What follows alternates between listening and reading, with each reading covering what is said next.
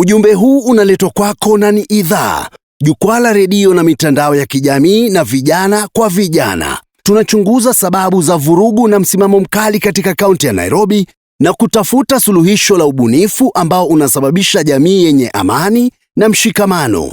Lililodhaminiwa na ofisi ya komishona wa kaunti ya Nairobi.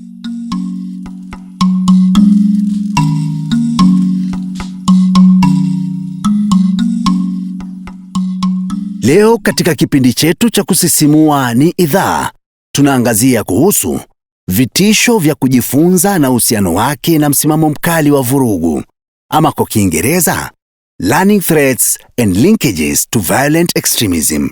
Hapa studioni tuna furaha na bahati kuu kutembelewa naye Bwana Japheth Ogolla, ambaye ni mwanachama katika mashirika kadhaa ya kiraia ambayo yanaangazia masuala ya haki za kibinadamu na haswa miongoni mwa vijana na wakazi wa vitongoji duni mjini Nairobi.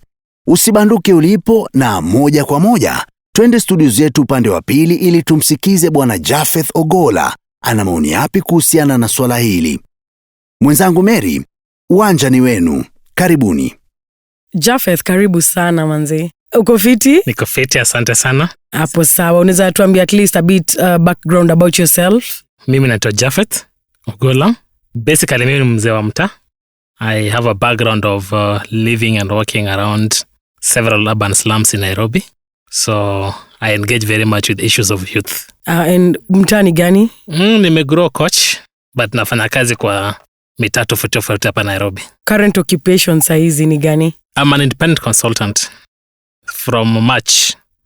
But before then I was working for a civil society organization.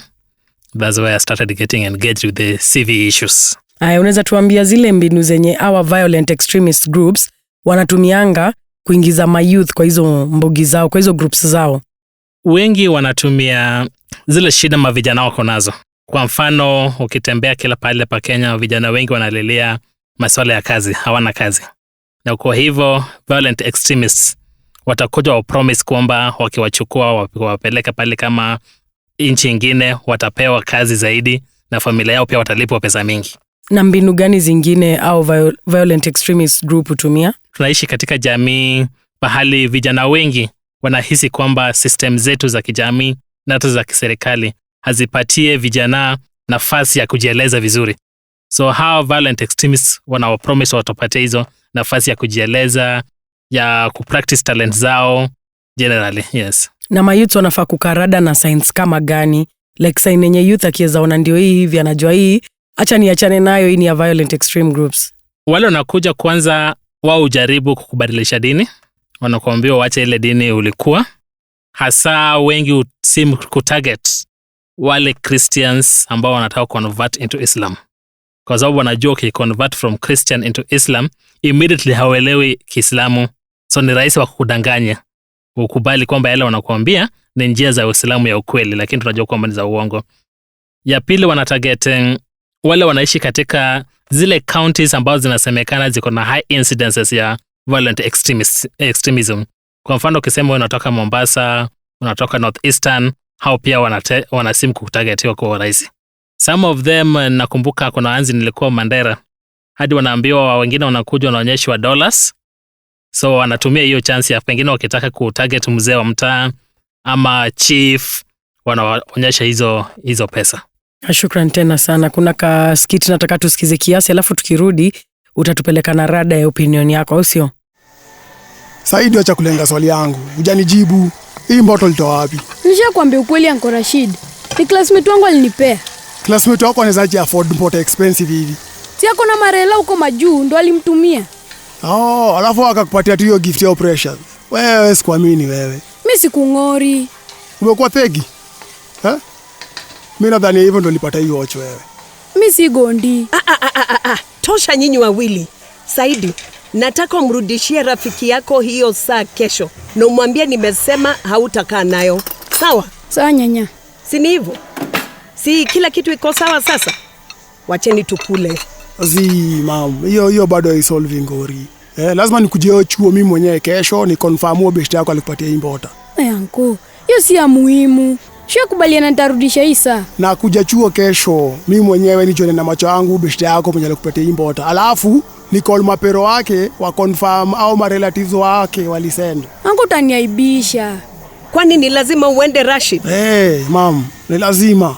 Tuzakuwa tunaishi kwa keja na mgondi, alafu najua hiyo itaribu bado chini ya family. Watu wakianza kubonga huko nje ati mseni thegi. Siku thegi hiyo saa. Mazee mi hustle sana. Sitaki mtu wote aanze kufikiria ati mazee si ni wagondi. Haki usikuje shule anko. Utaniaibisha. Rafiki yangu ndio ukweli alinipea hii saa na tumekubaliana na nyanya nitairudisha. Cheki, kama beshte yako alikujenga import, then hauna kitu ya kuwari. Sawa? Bado nakuja chuo kesho ngware. Inshallah. Lo, hapo nyumbani pamewaka moto. Rashid amemchachia mpo wake Saidi kwa kuja nyumbani na saa ya kifahari ambayo Saidi anadai alizawadiwa na rafikiye shuleni. Tuelekee studio upande wa pili ili tuyasikie maoni yake Bwana Ogola. So hapa tunacheki Rashid. Rashid ni uncle, ameona nephew wake amekuja na watch inakaa hivi. Ameona hapa kuna nguri, lakini shosho ni kama ako in denial. So unaweza semaje hiyo situation vile iko? Yale yanatendeka ni yale hufanyika katika jamii kila siku. Na amekuja nyumbani na saa, an expensive watch, na ndugu yake amekuwa concerned ametoa wapi. Lakini tunaona pia jukumu la wazazi kwamba mtoto akikuja na kitu ambacho unajua wewe mwenyewe hujanunua, lazima umuulize ametoa wapi. Na kisha toa wapi pia uende uconfirm. Hii scene ni kama yale yanatendeka katika jamii yetu. Hata mara mingi mtoto akiwa mwizi wazazi udinai mpaka ile siku anachomwa. Lakini Rashid anakuwa anafanya kitu muhimu sana, ile inaitwa early detection. Kwamba mtu akianza kutabia zile zinaonyesha kwamba anaweza kuwa anaingia kwa crime ama anaingia kwa zile groups ambazo zi mazuri, lazima ziangaliwe zaidi. Na ndivyo anasema lazima tuende chini zaidi tuone hii saa imetoka wapi, nani amekupatia, kama wewe umenunua umetoa hiyo pesa wapi. Na naweza taka utupatie tips vile maybe either parents ama siblings, brothers and sisters, wanaweza ongelesha huyo family member mwenye wanashuku ameingia kwa hizo groups bila kufanya situation ikuwe mbaya sana. Kwanza ni approach ya kuongelesha mtu. Tusimuongeleshe kwa ile njia kwamba tumesha make mind amepata kwa njia mbaya. Inaweza kuwa pia ukweli alimepewa. So kitu muhimu ni ku-approach ile lugha tunatumia, na hiyo inamaanisha kwamba katika jamii tuwe na uhusiano karibu sana na children wetu, ili kitu kifanyika wako free to talk. Tuwafuatilie pia ile tabia zao zinabadilika. Tukiona kwamba wameanza mienendo ambazo hazikuwa hapo awali, then inatakana tuangalie wanapata hizi tabia zake. Is it from yeye mwenyewe anasoma kwa shule pale anasomea, ama pale anafanya kazi, ama kwa social media? These days a lot of crime, hata violent extremism watu wanasoma kutoka social media. So tuone hiyo root cause. Jua una deal na mayouth sana. Ni signs kama gani umeona ndani ya mayouth unajua hizi ni za radicalization ama itikadi kali? Kubadilisha kwa maono ya kidini mara moja. Hata kama hajabadilisha dini yenyewe, lakini maono yake imebadilika. Hiyo huwa ni sign moja ya kwamba huyu mtoto anakuwa radicalized. Zile materials ambazo wanasoma ama wanasikiza. Kwa mfano kama hapa Kenya tunajua kwamba kuna wale wanaoitwa radical sheikhs. Kama wale walikuwa kina Abdorogo, wale walikuwa wameuliwa huko Mombasa. Sasa anaanza kusikiza kama hizo. Unaona akisikia story ya Osama bin Laden, ako very keen Osama bin Laden kwake ni hero. Then hapo kunakuwa na shida. Then ingine ni kwamba akihate to anything to do with government ama order, social order, government order, akisikia anaona ni kama hiyo ni mbaya, pia hiyo huonyesha ni kwamba kuna something. And then perhaps the last one ni obsession ya kutoka out of the country. Anataka tu aende ajipate kule nje kutafuta destiny yake. Na uko na examples za families zenye wamemiss hizo signs za radicalization na recruitment? Yes, kuna wale wamemiss. Unaona tu mtu ako tu sawa, haonyeshi any sign, na kumbe huko chini kanajijenga. So within nowhere unapata mtu amepotea, au mnasikia nasako na polisi, ama na wale wa ATPU, Anti-Terror Police Unit, wanamtafuta. Na alikuwa tu mzuri, kama ukumbuka kwa mambo kesi ya Garissa University attack. The guy who was involved was a very progressive lawyer, amesoma vizuri, ana kila kitu, na kumbe huko chini kalikuwa kanajipanga yeye pia. So kuna wale wanaweza reflect openly, but kuna wale wako very secretive, but huku ndani wanatayarishwa. Na hizo familia ni nini wangefanya differently at least ndo wangeweza kuona hizo signs? To be a bit more careful, spending more time with the kids. Pia kupata education. Hii concept tunasema of preventing and countering violent extremism. elimu ya jamii ndio component kubwa zaidi. So places ambazo hizi zinafundishwa, inatakana waende pia wajifundishe, wajue, wakiwa na chance ya kusoma. There's a lot of good information online, wasome, wasikize TV programs now, a lot of them are coming up, so that wawe na information on what to look up to. There's what's called persons of interest. Wale ambao wako na hiyo opportunity ya pengine wanakuwa radicalized. So wajue huu person of interest, yeye ukaaje. Anything else una feel like hizo families zingedo differently ku avoid situations kama hizo? Wakae careful na wale ambao all of a sudden wamejiisolate. Unapata mtoto alikonga tu pamoja kwa nyumba na kila mtu anaassociate kana ma friends, ako katika vikundi vya vijana ile wa kijiji ama kwa shule ama kwa kanisa, all of a sudden ako peke yake. Hiyo one of the symptoms. The other one is mtu wa kuhamahama. Leo anaishi Dandora, akijua watu wawili watoto wanajua pale naishi, the next day unasikia maenda naishi Kayole. So wazazi wakiona mtoto ambaye anahama, then that's very important. Wajue that's a sign. And even within the house itself, utapata mtoto kwa yule watu wakiwa kwa sitting room, yeye ako kwa bedroom peke yake. Watu wakiwa kwa bedroom, yeye ako kwa jikoni. Hataki ile chance ya kukaa pamoja ile hata wazazi wanaweza muona eye to eye. Hapo sawa kabisa. Tulienda pale kwenye streets, tukaenda tukauliza Mbogi kama they think youth wetu wako completely safe from itikadi kali from our communities ama training centers. So acha tusikie vile Mbogi inasema alafu turudi. Je, unaamini watoto wetu wako salama kutoka vikundi vyenye itikadi kali kwenye jamii au vituo vya mafunzo? Hapana. Sioni kama wako katika hali ya usalama. Sema kama ni mtoto ako katika hizi almaarufu zinaitwa slums. Hizi slums, hizi vikundi hivi, wale wanafanya vitu mbaya huku nje. Tuseme kama watakuja waibe, mtoto atakuwa hapo, wataona baadaye kama watakuwa wameshikwa, unaona wamerudi tena, kila mtu anaishi maisha, anaonyesha kila mahali anaenda anatoa pesa. Mtoto anaweza kuwa anafikiria ataiga hiyo tabia ndio aweze kufaidika, unaona. Lakini nayo naona sasa huo mtoto hajasaidika, ameharibika tayari, unaona. Watoto unajua wanaiga tabia za walio wazima wao. Kama mimi kwa mfano na ndugu yangu pale, kama mimi nitaamua kujiunga na hivi vikundi, anaiga tabia zangu, unajua atanifuata tu. Kwa hivyo kama inaanzia yote tu kwa sisi wenye tuko wazima. Sisi ndo tunaweza kuwa tunajua vile watoto wetu wanafanya. Tukikosa kuwaambia wanapotea, ama tukikosa kujali huyo mtoto anapotea. Kwa hivyo hakuna venye naweza sema huyo mtoto atakuwa katika hali ya usalama na hizi vikundi. Hawako safe juu unapata yani si mtoto ni mtu mwenye hajafikisha 18 years. Yeah.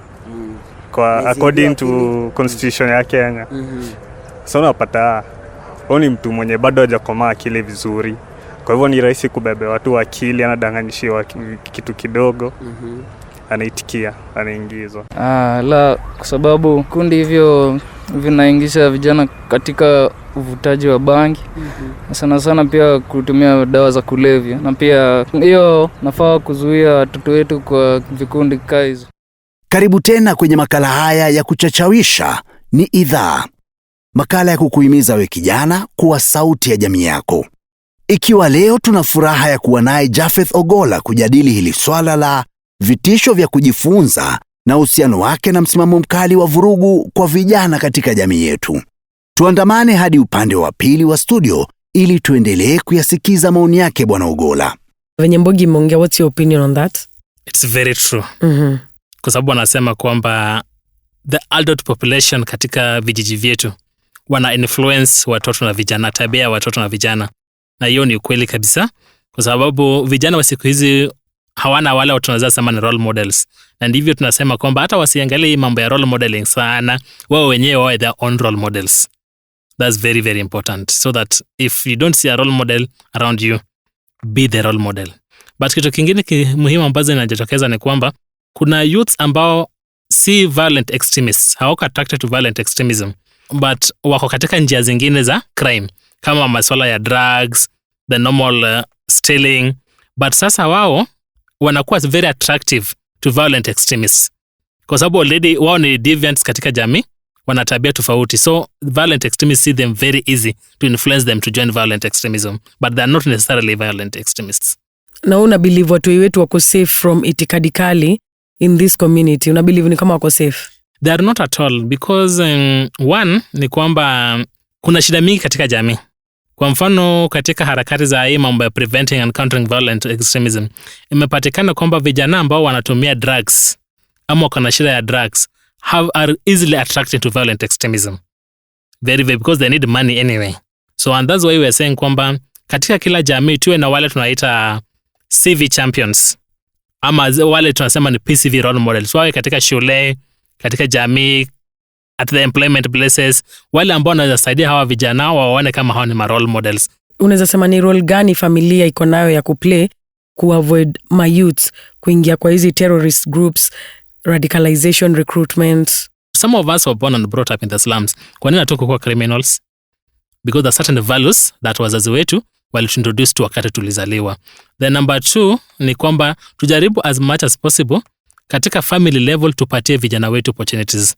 Kwa mfano yule kijana ambaye ameenda shule, amekuwa na nafasi ya kwenda shule, amekuwa na nafasi ya kufanya biashara, chances zake za kuwa criminal ama kwa involved in violent extremism are much lower than yule ambaye ameachwa na wazazi. Unajua katika ghetto mtu ambaye na wazazi ukishamaliza study 8 umemalisha shule na wewe ni adult, jipange. So kujipanga, part of it can be joining violent extremism. The other issue could be family education. Watoto waanze kuelezwa haya maneno mapema. Kwa mfano mtoto akiona a video of a terrorist ama terrorist act has just happened, then depending on how the parents explain this to the kid, zinaweza mzuia kujoin violent extremist group ama zinaweza kumencourage. Because usually remember violent extremism kwa mfano ikifanyika, the Al-Shabaab and the other terror groups wao utangaza wamechukua responsibility, and usually it's a very good opportunity for them. The entire world is showing what they've done, and so the kids feel like this to be a hero, you need to do something very bad to be known, because if you do good, nobody seems to appreciate that. Na tukienda kumalizia, message yako to the youth? We are the current and the future of our generation. Zile shida zote ambazo tunasema vijana wako nazo, kuna different institutions, ziwe za serikali, ziwe za kanisa, ziwe za zile zisizo za serikali, wote wako in charge ya kuangalia vijana wanapataje nafuu, na mingi za programs wanatarget vijana. So wao wenyewe pia wa take advantage ya hizo opportunities ambazo zinakuja, na zile ambazo wao wenyewe wanaweza jitengenezea pia wajaribu kuhusisha vijana wengine. I believe that every young person can have something to do. It might not be very big, but it's a good beginning for a good life. It's a personal decision that you make as an individual. Na closing remarks, at least positive, constructive and inspirational. There are many people around the world wale wamezaliwa kwa very disparate situations na walichukua the right side of the law, and today there are different people. There are good stories around the world, na hata ukiangalia kwa media kuna watu wengi ambao kwa mfano wamezaliwa Kibra, Mathare ama Korogocho. Wengine hata wale hawakuenda shule, hawako na nafasi ya kwenda shule, lakini talent zao zimewasaidia. Look at the story of many of our musicians today. Look at our comedians. Ukisoma historia zao, wengi ni wale ambao wametoka zile familia zao kuna anything else, but walikuwa na a clear vision wakiwa watoto, and they've worked hard over the years, now wame-manage. So it's possible for every one of us to do something positive, to build ourselves and to build the society around us. Shukran tena sana. Tunatoa shukrani zetu kwa Bwana Japheth Ogolla kwa kuweza kujumuika nasi hii leo. Sina la ziada ila kutamatishia hapa kipindi chetu kwa leo. Ninamalizia kwa swali letu la leo. Je, utafanya nini ikiwa utagundua ndugu yako akiwa na vitu vya bei ghali ambavyo hawakununua wenyewe? Tunaomba utupe maoni yako kwa kututumia ujumbe mfupi bila malipo kwa nambari yetu 23375. Tutafurahi kusikia kutoka kwako.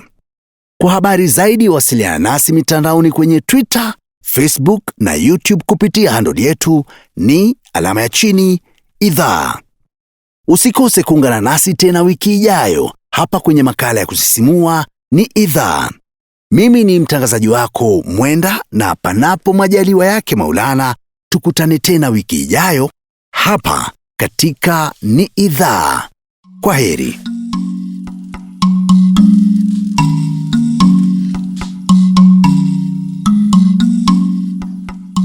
Ujumbe huu unaletwa kwako na ni Idhaa, jukwaa la redio na mitandao ya kijamii na vijana kwa vijana. tunachunguza sababu za vurugu na msimamo mkali katika kaunti ya Nairobi na kutafuta suluhisho la ubunifu ambao unasababisha jamii yenye amani na mshikamano, lililodhaminiwa na ofisi ya komishona wa kaunti ya Nairobi kwa niaba ya vijana.